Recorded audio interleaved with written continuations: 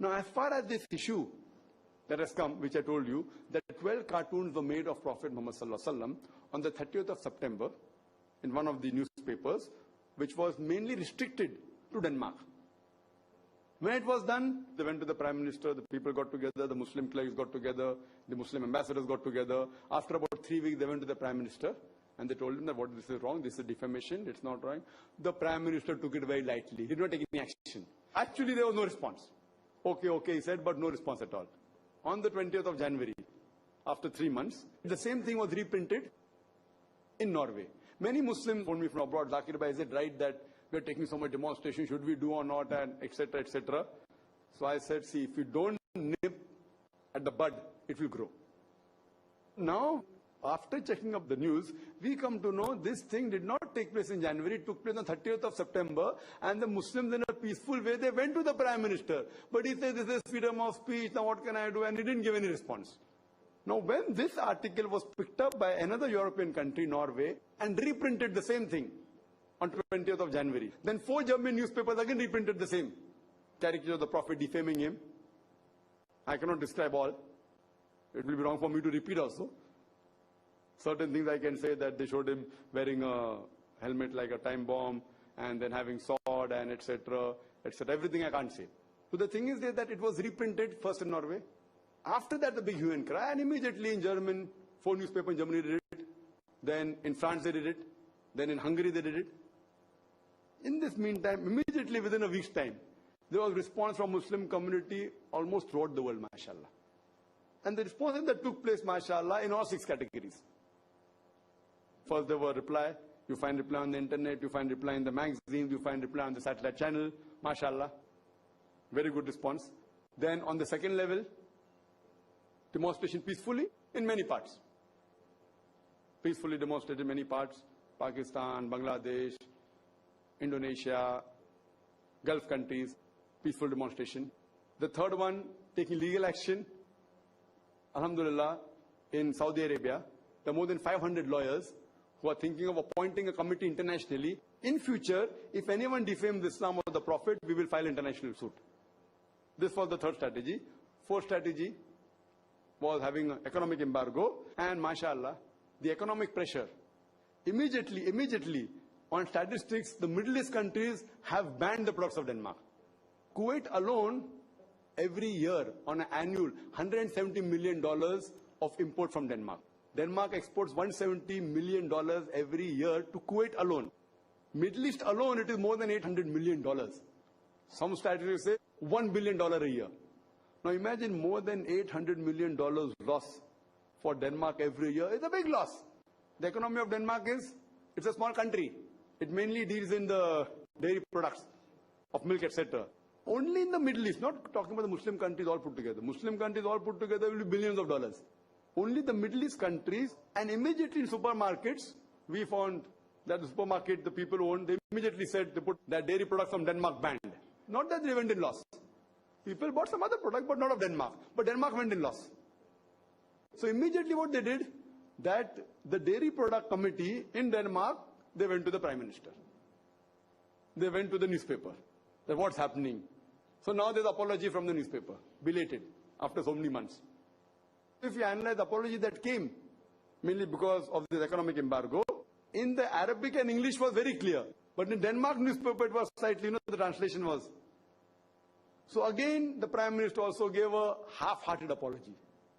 And the newspaper, the chief editor said that what we wrote is not against the Danish laws. But because it hurt the Muslims in different parts of the world, we apologize. That means they're giving an apology, but with condition. According to Danish laws, it is not prohibited. Means we didn't break any rule of Denmark country.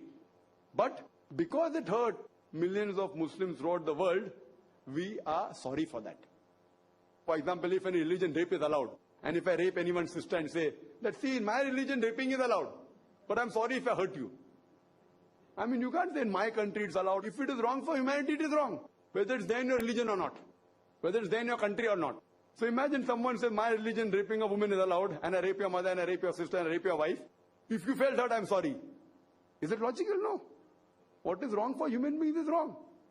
And it's made haram when it is wrong for everyone as a whole, or for the majority, then it's haram. If it's wrong only for a minority, then it's not haram. For example, sugar is bad for those who have diabetes. So for that, it is not haram for everyone, haram only for that individual. So similarly, the apology again was half-hearted. But there was a big ripple in Denmark. But now again, $800 million for America is nothing. So if you use this strategy for America, it's useless. But the strategy used last year, where all American products were banned, was a big loss, several billions of dollars for America, which is again. So when you put a loss, if the person is big and the loss is very small, it may not cause any effect. But $800 million for Denmark is a big amount. For America, it may not be a big amount.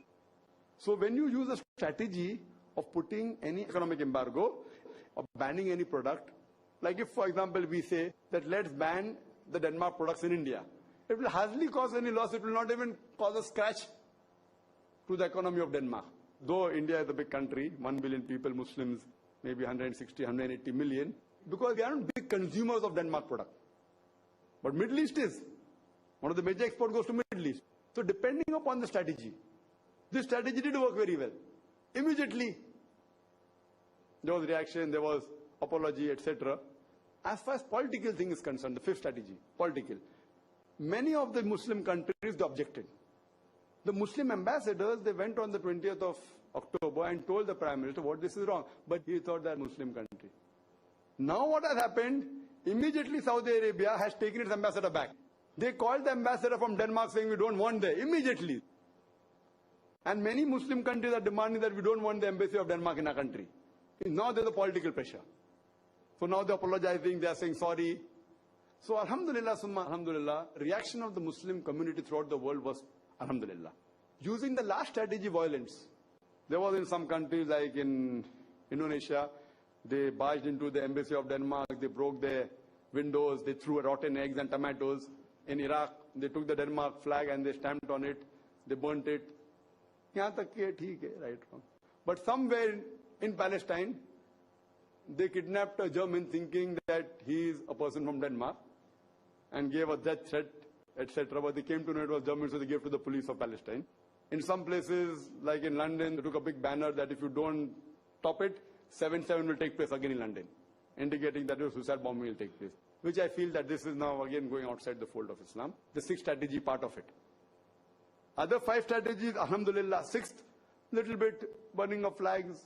Some may say no, some may say yes, but can't say totally haram. But killing innocent people is haram in Islam. So here we analyze one thing good that took place was that the American papers didn't publish this at all. UK government by itself, they spoke against Denmark. All the other European countries, most of them supported Denmark, saying it is freedom of speech. But Jack Straw, the foreign minister of UK, he said there is freedom of speech, but freedom of speech doesn't mean you can attack any religion or you can defame someone. Same thing with America. America condemned it. Why? Because maybe all these past effects that took place in America and UK, so they're more political wise. Not that I'm condoning what they did earlier. But now they realize that all these small issues of caricature, the loss is billions of dollars. Even BBC. So all these people, especially in USA and UK, they took a stand against what happened in Denmark. They were in favor of the Muslims. But the other European countries, Germany, Italy, they said it's freedom of speech is there, so what's wrong? In France, this was published in France. The chief editor of the newspaper that published the article in France was removed, sacked. In France. France again took a middle stance. In Jordan also someone reproduced it, a Muslim person. He said, I wanted to make Muslims aware what is going wrong, but even he was sacked. Here we realize that our reaction should be such that basically we should clarify the misconception. Now if we take to hardcore violence, killing innocent people, it again gives a negative picture of Islam. But as far as the other first 5 strategies I said is the best, no one can object. If you are saying the freedom of speech, we have freedom to write back, reply in the media. We have freedom to put a silent protest. We have freedom to boycott your goods. It's our choice. We don't eat Danish cookies. We want to file a legal case. We want to have a political, we say, if that's freedom, our politics, we will cut ties with you. And this, mashallah, we did not take place earlier. This, I feel, is one of the first few times that, mashallah, the Muslim Ummah as a whole, they reacted very well. Not that immediate reaction was there. They gave them time. To Denmark, the Prime Minister. This took place 20th of January, and the Muslim reacted no. First we gave them time. And then when it blew out of proportion, it was reprinted in the other European newspaper. To prevent it from happening, this thing I feel happened very well, except for the few incidents which were outside the violence limit that Islam permits. Otherwise, as a whole, I feel, mashallah, the Muslim community as a whole, they reacted very well. And the newspapers, whether in the Gulf countries, whether in the channels or mashallah, as a whole, I feel the reaction was very good. But each one gave their strategy. But the Muslims should be told as a whole that the various strategies are available. Though each country took one strategy, alhamdulillah. But as a whole, if you are aware, on an individual level, here sitting, we should do what we can for Islam. So at least we can reply on the internet, write an article, whether they publish in the newspaper or not, pamphlet, whatever it is, help someone. So media, everyone can take part. If you feel a peaceful protest will make a difference, do it. Some part it may not make a difference because the country having a relationship with that country is very small, so they're at least bothered about it.